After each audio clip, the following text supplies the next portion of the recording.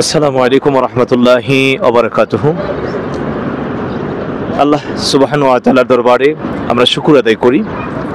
আমরা দ্বিতীয়বার ওমরার জন্যে মসজিদে তানঈম তথা মসজিদে আয়েশাতে আবারও আমরা হাজির হয়েছি। আজকে পবিত্র জুমার রাত, সেই জন্য আমরা ইচ্ছা পোষণ করেছি আজকে একটি ওমরা করব। এই মসজিদটাকে মসজিদে তানঈম অথবা মসজিদে আয়েশা বলেন। এই মসজিদটা তানঈম গোত্রে অবস্থিত, এই জন্য মসজিদের নাম হলো মসজিদে তানঈম, মসজিদে তানঈম। কিন্তু মসজিদে আয়েশা কেন বলা হয়? মসজিদে আয়েশা বলা হয় রাসূলুল্লাহ সাল্লাল্লাহু তাআলা আলাইহি ওয়াসাল্লাম যখন হজ করার জন্য আসছিলেন, তখন উম্মাহাতুল মুমিনিন মা আয়েশা সিদ্দিকা রাদিয়াল্লাহু তাআলা আনহা, তিনি মহিলাদের যে মাসিক একটা পিরিয়ড হয়, তখন তিনি এই ঋতুবর্তী ছিলেন। সেই কারণে তিনি আর বাইতুল্লাহতে তওয়াফ করতে পারেন নাই, ওমরাটা করতে পারেন নাই।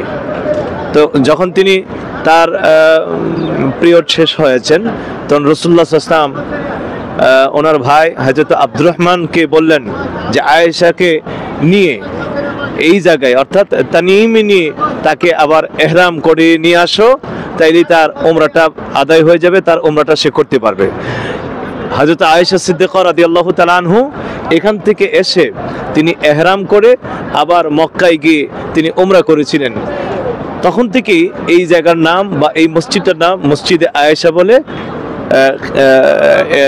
পরিচিতি লাভ করেছে, মসজিদে আয়েশা হিসেবে সবাই চিনে। তো যারা মক্কায় আবার দ্বিতীয়বার ওমরা করতে চায়, হেরেমের সবচাইতে নিকটের হুদুদ অর্থাৎ হেরেমের সীমানার বাহিরে হলো এই জায়গাটা। এই জন্য এখান থেকে এসে অনেকেই ইহরাম করে দ্বিতীয়বার ওমরা করে। ওমরা এবং হজের জন্য আলাদা কতগুলো মিকাত আছে, ওই মিকাতের অন্তর্ভুক্ত এটা নয়। শুধু কেবল রাসূলুল্লাহ সাল্লাল্লাহু আলাইহি ওয়াসাল্লাম বিশেষ প্রয়োজনে মা আয়েশা সিদ্দিকাকে বলেছিলেন যে এখান থেকে এসে তুমি ইহরাম করে ফেললে ইহরাম হয়ে যাবে, তোমার ওমরা হয়ে যাবে। এই জন্য আমরাও বিশেষ প্রয়োজনে আমরা এখানে আসি, আসলে দ্বিতীয়বার ওমরা করার জন্য আমরা এখান থেকে ইহরাম করে চলে যাই। তো আল্লাহ তাবারক ওয়া তাআলা আমাদের সবাইকে যেন একবার মক্কা মদিনা এসে এই পবিত্র জায়গাগুলো দেখার তৌফিক দান করে। আর হযরত আয়েশা সিদ্দিকা রাদিয়াল্লাহু তাআলা আনহার নামে যে মসজিদখানা, এই মসজিদটা সবাইকে দেখার যেন সুযোগ দান করে, এখানে এসে ইহরাম করে দ্বিতীয়বার ওমরা করার সুযোগ যেন আল্লাহ পাক সবাইকে দান করে। আমরা সবাই বলি আমিন। এই মসজিদটা অনেক বড়, মসজিদটা চতুর্দিকে বিভিন্ন রকম ডিজাইন করা রয়েছে। মসজিদের মধ্যে বিশাল বড় কতগুলো মিনার রয়েছে, অনেক পার্কিংয়ের ব্যবস্থা রয়েছে।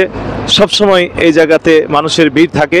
যারা দ্বিতীয়বার ওমরা করার জন্য আসেন তারা এখানে চলে আসে, এই জন্য এই মসজিদে সবসময় ভিড় লেগেই থাকে।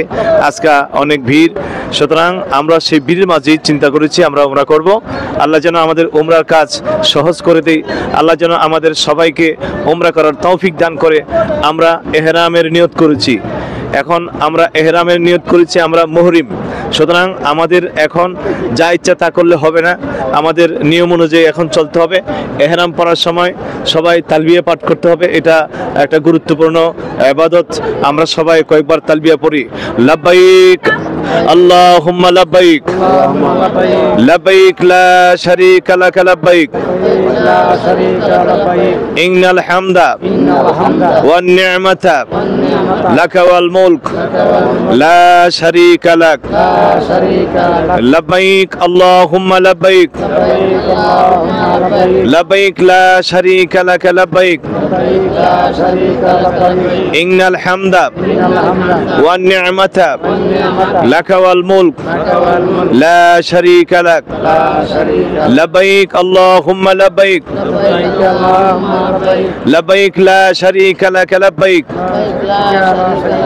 ইন্নাল হামদা ওয়ান নি'মাতা লাকা ওয়াল মুলক লা শারীকা লাক।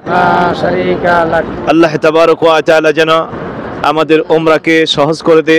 আমরা নিয়ত করি আল্লাহুম্মা ইন্নী উরিদুল উমরাতা ফায়াসসিরহা লি وتقبلها وتقبلها مني مني اللهم اللهم إني إني أريد العمرة أريد العمرة فيسرها فيسرها لي لي فتقبلها وتقبلها مني مني اللهم تقبل منا إنك أنت السميع العليم وتب علينا يا مولانا إنك أنت التواب الرحيم برحمتك يا أرحم الراحمين